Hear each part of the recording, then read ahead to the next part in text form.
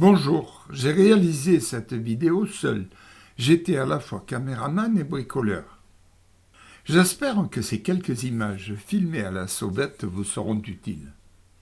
Après 40 ans de bons et loyaux services, certains bois n'étaient plus en état d'assurer une protection efficace. Il était temps de les remplacer.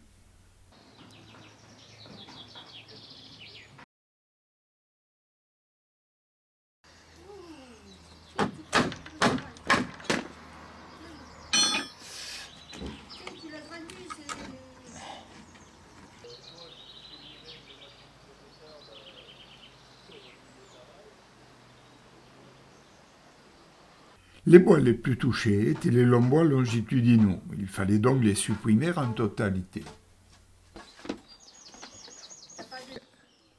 J'avais au préalable remplacé plusieurs supports verticaux. C'est grâce à eux que l'ensemble pourra être ajusté. Ils sont l'épine dorsale de la rambarde. Dans mon garage, je préparais les bois longitudinaux. Voilà, je peins actuellement la troisième couche, c'est-à-dire la couche de finition sur mes bois extérieurs. C'est un produit qui va me protéger des UV pendant 7 ans.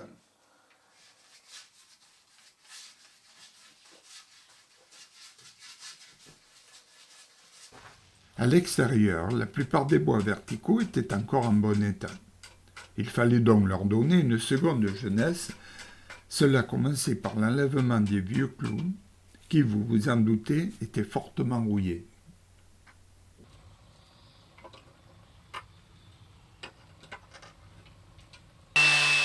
Venait ensuite l'opération de ponçage. Première passe avec du papier au grain grossier de 40, puis une deuxième passe avec du papier fin de 120. Je vais passer maintenant à la troisième couche des bois en travers des bois extérieurs.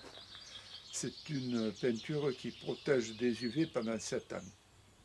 C'est du Sikens Filter 7.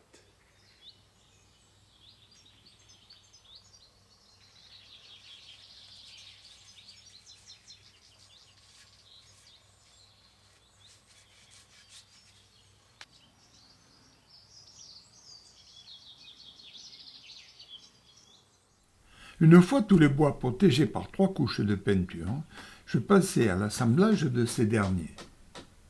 Je commençais par les bois longitudinaux. Ces derniers ne pouvant mesurer la longueur totale du balcon, je décalais les coupes du haut et du bas, permettant ainsi une meilleure rigidité de l'ensemble. Vous avez sûrement remarqué que je n'ai pas remplacé la main courante. Cette dernière était encore en très bon état.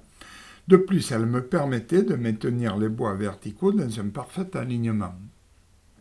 Après avoir fixé ce bois à la bonne hauteur, j'y ai planté un clou, lequel va me servir de base pour fixer le cordeau qui, une fois tendu, délimitera la hauteur des bois extérieurs.